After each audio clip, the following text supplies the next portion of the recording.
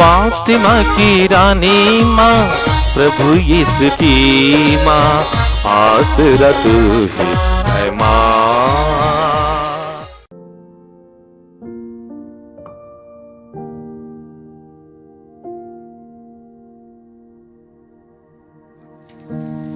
पहला पाठ तिमोथी के नाम संत पौलुस का पहला पत्र, अध्याय 6, पद संख्याएं 2 से 12 तक। इन बातों की शिक्षा और उपदेश दिया करो।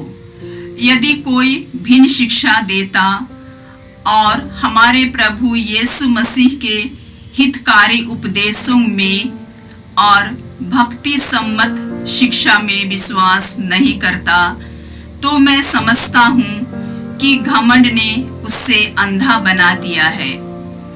वह कुछ भी नहीं समझता और उससे वाद विवाद तथा निरर्थक शास्त्रार्थ करने का रोग हो गया है। इस प्रकार के विवादों में ईर्ष्या, फूट, परनिंदा, दूसरों को कुत्सित संदेह और निरंतर झगड़े उत्पन्न होते हैं।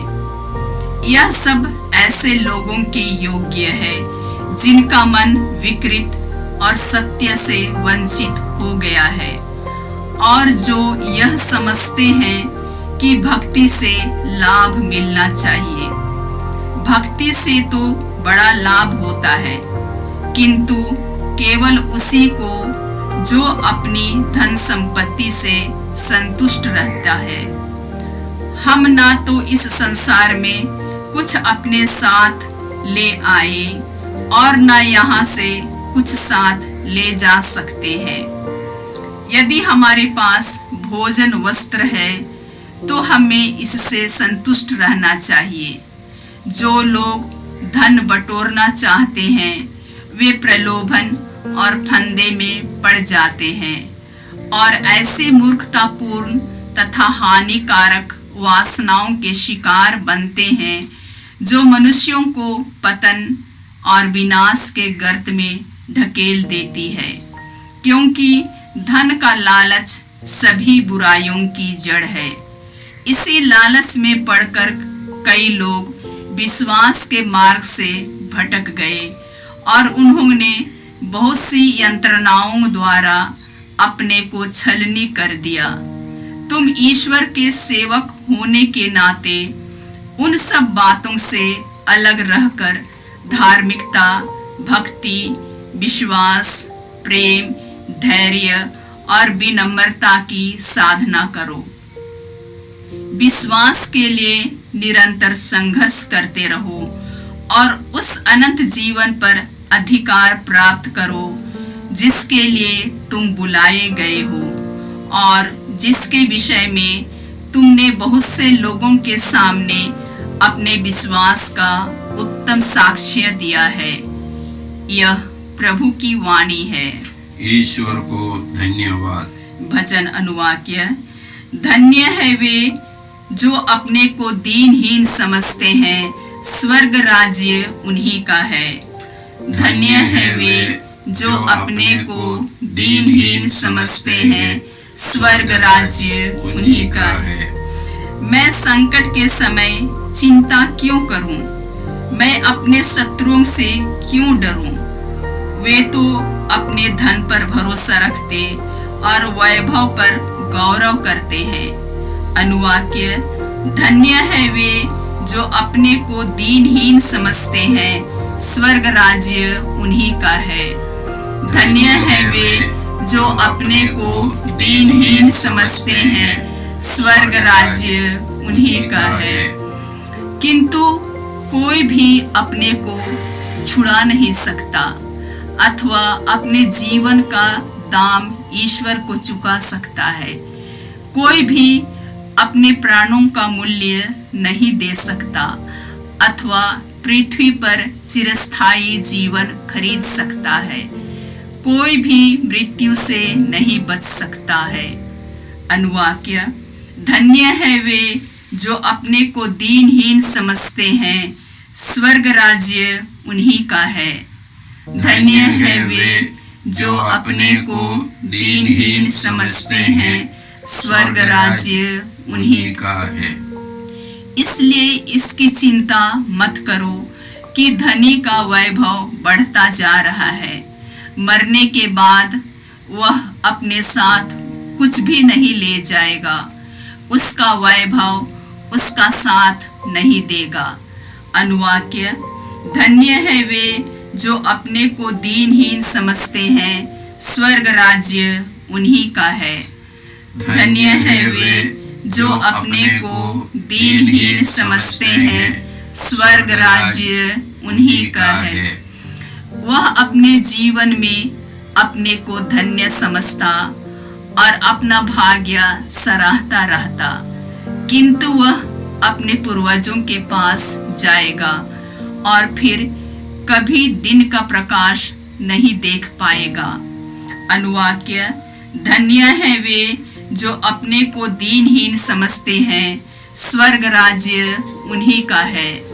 धन्य है वे जो अपने को दीनहीन समझते हैं, स्वर्ग राज्य उन्हीं का है। जय घोष। हालेलुया। हे पिता, हे स्वर्ग और पृथ्वी के प्रभु, मैं तेरी स्तुति करता हूँ, क्योंकि तूने राज्य के रहस्यों को निरे बच्चों के लिए प्रकट किया है। हालेलुया। प्रभु आप लोगों के साथ हो और आपकी आत्मा के साथ।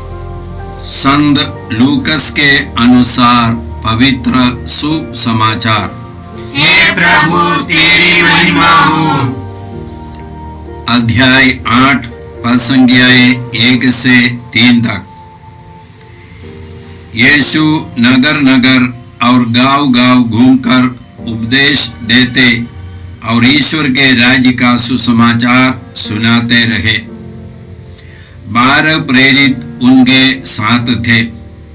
कुछ नारियां भी जो दुष्ट आत्माओं और रोगों से मुक्त की गई थी। मरियम जिसका उपनाम मगदलेना था और जिससे 7 अबदूत निकले थे। हेरोद के कारिंदा खूसा की पत्नी योहन्ना, सूसन्ना और अनेक अन्य नारियां भी जो अपनी संपत्ति से यीशु और उनके शिष्यों का सेवा सत्कार करती थी। यह प्रभु का सुसमाचार है। हे क्रिस्त तेरी स्तुति हो। क्रिस्त में प्यारे भाई बहनों, आज का पहला पाठ हम लोगों ने तिमोथी के नाम पौलुस के पहले पत्र से सुना। वहां पर मुख्य रीति से पौलुस 2 बातों के बारे में बताते हैं। पहली बात है, पौलुस तिमोथी को समझाते हैं कि उन्हें यीशु के बारे में प्रामाणिक शिक्षा देना है।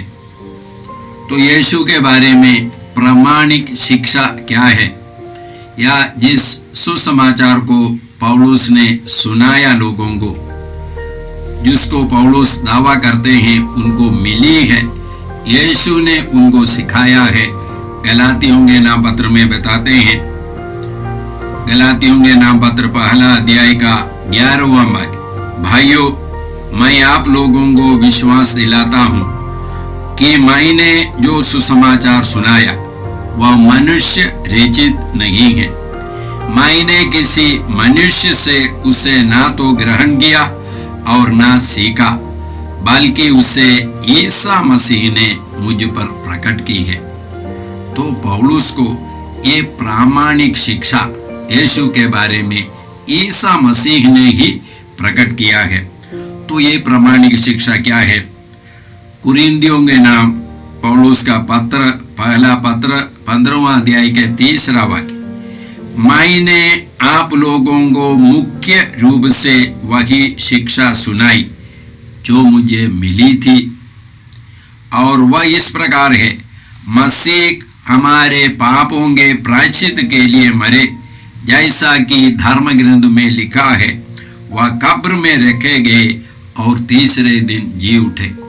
यही है यीशु के बारे में प्रामाणिक शिक्षा। यीशु की मृत्यु कोई दुर्घटना नहीं है, ईश्वर की योजना है और उसके द्वारा हम लोगों को पापों से मुक्ति मिली है और हम लोगों को मृत्यु पर विजय मिला है। उनके पुनरुत्थान द्वारा आनंद जीवन मिला है। यह यीशु ने या पिता ईश्वर ने यीशु के द्वारा हम लोगों को दिया है। तो ये प्रामाणिक शिक्षा लोगों को सिखाना है। अन्य कल्पित कथाएं या अन्य सिद्धांत सब नहीं, वही पौलुस तिमोथी को बताते हैं। और उसके बाद फिर पौलुस तिमोथी को और हम लोगों से भी धन के बारे में, धन के उपयोग के बारे में बताते हैं। इसी प्रकार आज के पाठ में हम लोगों ने सुना, भक्ति से अवश्य बड़ा लाभ होता है, किंतु केवल उसी को जो अपने धन संपत्ति से संतुष्ट रहता है। भक्ति से बड़ा लाभ होता है, लेकिन केवल उसी को जो अपने संपत्ति से संतुष्ट रहता है। इसका मतलब क्या है? हम लोग संत याकूब के पत्र में इसी प्रकार पढ़ते हैं। याकूब बोलते हैं, आप लोगों के पास कुछ नहीं है क्योंकि आप लोग अच्छी तरह प्रार्थना नहीं करते हैं। और जब आप लोग प्रार्थना करते भी हैं तो आप लोग क्या के लिए प्रार्थना करते हैं? जब आप मांगते भी हैं तो इसीलिए नहीं पाते कि अच्छी तरह प्रार्थना नहीं करते। आप अपनी वासनाओं की तृप्ति के लिए धन की प्रार्थना करते हैं। आप अपने वासनाओं की तृप्ति के लिए धन की प्रार्थना करते हैं। याकूब का पत्र 4 अध्याय का 3 वाक्य और उसके बाद 14 वाक्य क्या बताता है? कपटी और बेईमान लोगों, क्या आप यह नहीं जानते कि संसार से मित्रता रखने का अर्थ है ईश्वर से वैर करना? जो संसार का मित्र होना चाहता है वह ईश्वर का शत्रु बन जाता है। क्या यह संसार या ये संसार की वस्तुएं अच्छी नहीं हैं? यह सब अच्छी है जब हम लोग ईश्वर की योजना के अनुसार उनका उपयोग करते हैं। यदि हम लोग ईश्वर की योजना के अनुसार उनका उपयोग नहीं करते हैं, हम लोग केवल धन की खोज में रहते हैं, तब क्या होगा? हम लोग धन पर आश्रित रहेंगे, धन हमारे मालिक बन जाएंगे, धन ईश्वर की जगह ले लेंगे और हम धन की मूर्ति पूजा या धन की पूजा करेंगे, ईश्वर की पूजा नहीं। और जैसे हम जानते हैं ये धन संपत्ति और ये सारी बातें समाप्त होने वाली चीज है। देखिए आगे हम लोग पढ़ते हैं याकूब का पत्र 4 अध्याय का 5वां वाक्य। क्या आप समझते हैं कि धर्म ग्रंथ अकारण कहता है कि ईश्वर ने जिस आत्मा का हम में समावेश किया वह उसको अपने लिए ही चाहता है। ईश्वर ने जिस आत्मा को हम में समावेश किया वह उससे अपने लिए ही चाहता है। तो हमारे अंदर ईश्वर ने एक आत्मा को रखा है। जब हमारे जन्म के समय में, जन्म के साथ साथ ईश्वर ने एक आत्मा को रखा है, ईश्वर ने रखा है और ये आत्मा को ईश्वर चाहता है। यदि हम लोग ईश्वर से अलग होकर के एक जीवन बिताएंगे तो हम लोग ईश्वर की योजना के अनुसार जीवन नहीं बिताते हैं। तो आज के पाठ में ही पौलुस बोलते हैं, इसीलिए क्योंकि धन का लालच सभी बुराइयों का जड़ है, इसी लालच में पड़कर कई लोग विश्वास के मार्ग से भटक गए और उन्होंने बहुत सी यंत्रणाएं झेली। धन का लालच बहुत सी बुराइयों का जड़ है। ये लालच, धन बुरा नहीं है, धन का लालच बुरा है। हम लोग उसके पीछे ही रहते हैं, हमारी चिंता धन बटोरना ही है, इसलिए हम लोग प्रार्थना करते रहते हैं धन के लिए। हमको धन की जरूरत नहीं है, या हमारे प्रार्थना का लक्ष्य क्या है? प्रार्थना का लक्ष्य यीशु क्या बोलते हैं? मांगो तुम्हें दिया जाएगा, खटखटाओ तुम्हारे लिए मिलेगा, खोजो तुम पाओगे। यदि तुम्हारे बेटा या बेटी तुमसे रोटी मांगे, तुम में कौन है उसे पत्थर देगा? यदि मछली मांगे, मछली के बदले सांप देगा। यदि अंडा मांगे, अंडा के बदले बिच्छू देगा। बुरे होने पर भी यदि तुम लोग अपने बच्चों को सहज ही अच्छी चीजें देते हो, तो तुम्हारे स्वर्गीय पिता मांगने वालों को पवित्र आत्मा क्यों नहीं देगा? तो हमको क्या मांगना है? पवित्र आत्मा मांगना है, ईश्वर को मांगना है। जब ईश्वर हमारे अंदर आएंगे या ईश्वर की खोज में हम लोग लगे रहते हैं और ईश्वर हमारे अंदर आएंगे, तब ईश्वर हमारा मार्गदर्शन करेंगे। हम ईश्वर की योजना के अनुसार जीवन बिताने के लिए कोशिश करेंगे और उसके लिए ईश्वर हमको कृपा देंगे। तो हमारी संपत्ति या हमारे जीवन में जो कुछ है, ये सब ईश्वर ने हमें दिया है। हम लोगों ने बार बार सुना, पाप को छोड़ करके हमारे जीवन में जो कुछ है, मेरी बुद्धि, मेरे शक्ति, मेरी संपत्ति, ये सब ईश्वर ने मुझे दिया है। तो ईश्वर की योजना के अनुसार, ईश्वर की महिमा के लिए उनका उपयोग मुझे करना है। यदि मैं अपनी इच्छा के अनुसार उसका उपयोग करता हूँ, तो वह मुझे ईश्वर से अलग कर देंगे। वह मेरा या ये धन संपत्ति मेरा मार्गदर्शक बन जाएगा, या मेरे लिए जैसे अभी हम लोगों ने सुना, ये मेरी मूर्ति बन जाएगी। और ईश्वर पर हमारी जो निर्भरता है, ये ईश्वर से हट करके हम लोग धन संपत्ति पर रखेंगे, तो यह हमें ईश्वर के या अनंत जीवन की ओर नहीं ले जा सकता है। धन संपत्ति हम लोगों को अनंत जीवन नहीं दे सकता है। संत योहन के पहले पत्र में हम लोग पढ़ते हैं, संत योहन बोलते हैं दूसरे अध्याय का 15वां वाक्य से, तुम ना तो संसार को प्यार करो और संसार की वस्तुओं को। जो संसार को प्यार करता है उसमें पिता का प्रेम नहीं है। संसार में क्या है? संसार में शरीर की वासना, आंखों का लोभ, धन संपत्ति का घमंड, ये सब संसार से आता है, पिता से नहीं। संसार और उसकी वासना समाप्त हो रही है। जो ईश्वर की इच्छा पूरी करता है वह युग युगों तक बना रहता है।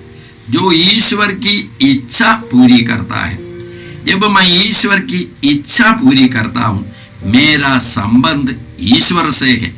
ये ईश्वर मुझे अनंत जीवन दे सकते हैं। तो इसीलिए कोई भी चीज मेरे जीवन में, चीज हो, व्यक्ति हो, अन्य क्या है, संपत्ति हो या सिद्धांत हो, यदि मुझे ईश्वर से अलग कर देता है, वह मेरे दोस्त नहीं है, हितकारी व्यक्ति या वस्तु नहीं है।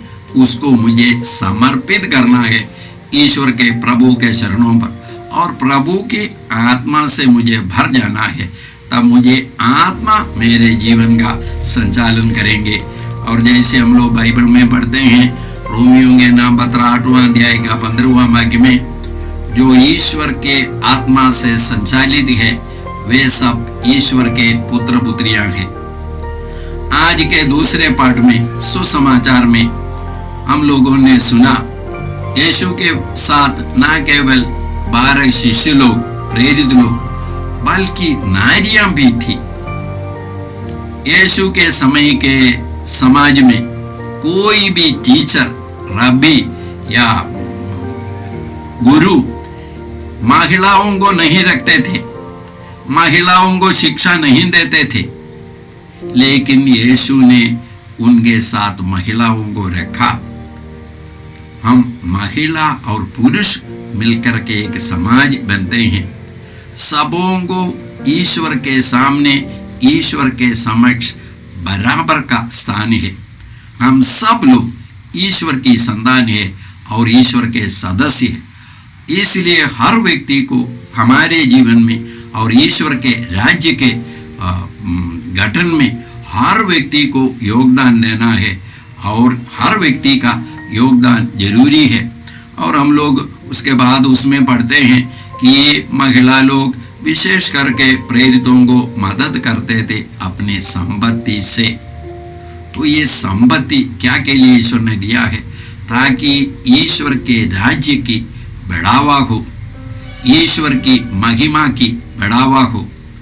इसलिए भाई और बहनों, आज हम लोग प्रभु से कृपा मांगते हैं कि हमारे जीवन में जो कुछ ईश्वर ने हमें दिया है, इसके लिए हम लोग धन्यवाद दें। धन्यवाद की भावना के साथ हम लोग अपना जीवन बिता सके। हमारी जीवन शैली ही धन्यवाद की होना चाहिए, धन्यवाद के जीवन शैली होना चाहिए, क्योंकि हमारे जीवन में जो कुछ है सब ईश्वर ने दिया है। केवल पाप ईश्वर ने नहीं दिया है। इसलिए पाप को प्रभु के चरण में समर्पित करते हुए ईश्वर के योग्य पुत्र और पुत्री का जीवन बिताने के लिए हम लोग प्रभु से कृपा मांगेंगे। हे परम पिता ईश्वर, आज के तेरे वचनों के लिए हम तुझे धन्यवाद देते हैं। हे पिता ईश्वर, हमारे जीवन में जो कुछ तूने दिया है ये सब तेरा वरदान है। तेरी योजना के अनुसार उनका सदुपयोग करने के लिए हम सबों को पवित्र आत्मा की विशेष कृपा दीजिए। ये प्रार्थना हम करते हैं प्रभु क्रिस्त के द्वारा, आमीन। जय यीशु क्रिस्त में प्रिय भाई और बहनों, प्रभु यीशु ने हमें आदेश दिया है संसार के कोने कोने में जाकर सारी सृष्टि को सुसमाचार सुनाओ। सुसमाचार सुनने के लिए और सुनाने के लिए एक अच्छा मौका है। आप कृपया इस चैनल का सब्सक्राइब करें, लाइक करें, शेयर करें, बेल आइकन दबाएं, ताकि यहाँ की नई वीडियोस की सूचना आपको मिलती रहेगी। साथ साथ आप दूसरों को भी प्रेरणा दें इसका सब्सक्राइब करने के लिए। याद रखें, कल के मिसा के दैनिक पाठ और उस पर टिप्पणियाँ आज ही दोपहर के बाद हम लोग अपलोड करते हैं। कृपया आज ही उसको सुनकर कल की तैयारी करें। प्रभु यीशु आपको और आपके परिवार को 100 गुनी आशीष देंगे। जय यीशु।